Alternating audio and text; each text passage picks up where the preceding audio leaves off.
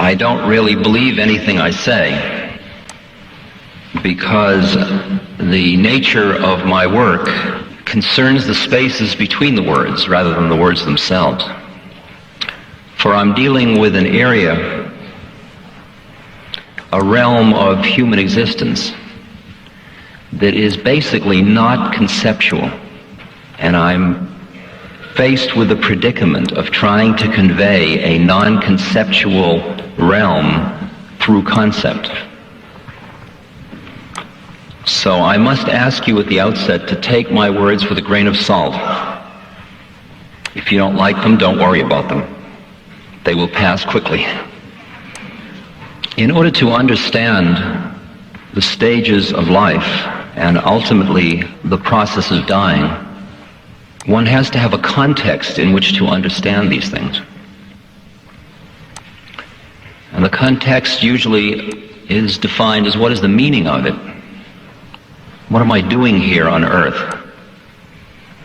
Because having an understanding of one's function or purpose makes one understand whether some process that's going on in transformation is functional or dysfunctional, whether or not it's useful or not. I mean, I think none of us are so naive at this point, certainly not in this gathering of professionals and people related in related fields. None of us are so naive as to think that only that which gives pleasure is useful. I think most of you now have found through your own experiences that there is incredible growth through suffering. That doesn't mean that we would go around programming suffering into people's lives. We don't give suffering 101, which is electrodes under. And yet, when we look back at our own lives, we see that some of the most profound changes occurred at the times of the most intense suffering. And the nature of the suffering is that we are confronting a situation which is dissonant or disparate from the model we have of how reality ought to be. And that's really what the cause of suffering is. The cause of suffering is this place in your mind that's defining how you think it ought to be. So if you think things should be a certain way and they're not, then there's a discomfort and you suffer. And a lot of what our suffering has been is not due to the actual characteristics of the situation, but to the way in which we perceive the situation. And that perception is based on our contextual understanding of who we are and what we're doing here. So that I must delve a little bit more into the philosophical underpinnings of your and my existence for us to have an appreciation of what the seasons of our lives, particular reference to dying, how to perceive them, how to understand them in a useful way. I'll paint a scenario that just give you a little example of what I went through in some of my processing. I'm in Benaras, the city of dying in India. In the Hindu religion, the highest way in which you can die is to die in Benaras. And when you die in Benaras, your body gets burned at the Burning Ghat, and the bones and ashes get thrown into the Ganges River. And through that simple act, you are spiritually freed, and we'll talk a minute about what that might be about. The result of that belief system is that Benaras is full of people dying.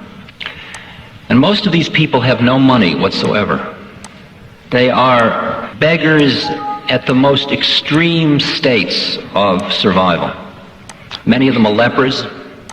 They have a loincloth, man or woman, just a loincloth, and maybe a begging bowl.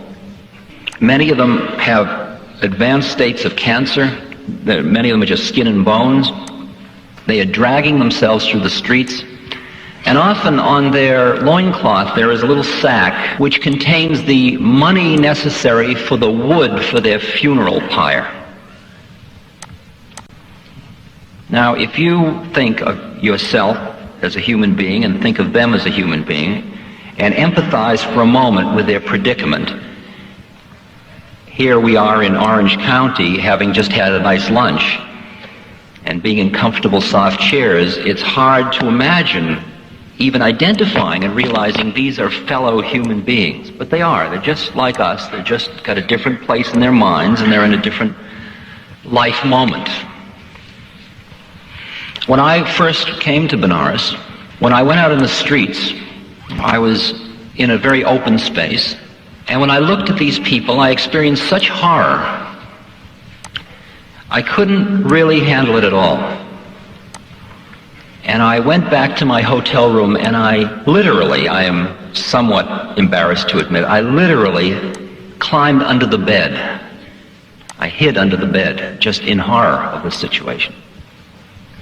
Because I walked through the streets with my American Express traveler's checks in my pocket, with my security, with my ticket back to affluent America, and I was facing these other human beings in the extreme state of need and poverty.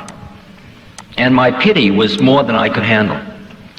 Subsequent to that, I met my spiritual teacher, and my whole life took a different turn, and I ended up living in a temple, studying Hindu philosophy, doing deep meditation, hatha yoga, so on. And I began to understand a different context about what life and death was about. And now, about 6 or 8 months later, I found myself in Benaras again. And I walked through the streets, and this time, it was an entirely different experience for me. For when I looked into the eyes of these people, I saw in them not what I expected to see in the past, not self-pity, not frustration, not humiliation, not anger, not pleading. They had a look in their eyes of fulfillment.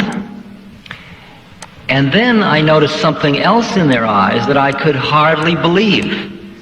They were looking at me with pity. They were pitying me. Healthy, fat, solid American me. These people in the last stages of life were pitying me. And I understood that from their belief system, they were pitying me because I was merely this wanderer wandering through life, not knowing where I was going or where I was coming from. They knew their place, they were secure in their place, they were fulfilled in what they were about to do, and they knew that I was wandering in despair and I would never find, probably not find, and they just felt sorry that I was so lost. And I had trained enough so that I could see it from their point of view, and I ended up feeling self-pity. Now, to me, that's an example of how a belief system can be so strong that it can take what could be called a sad tune and make it into a happy tune. It can change the entire meaning of a situation. In the villages in India where I live quite a bit of the time, there are many beings who make 2, 3, 4 rupees a day. That's 40, 60 cents a day. And they have one meal a day, and they live maybe under a railroad bridge, crowded together. Not optimum living conditions. But sometimes when I look at their faces, I experience a being, a quality of their being that seems more in tune or in harmony with the universe than I find in the face of somebody who is affluent, successful, everything in the West. And I understand, once I get over my arrogance of super race arrogance, that we have a great deal to learn about the dignity of the processes of life and death, and the way of understanding them in a way to release us rather than to torment us.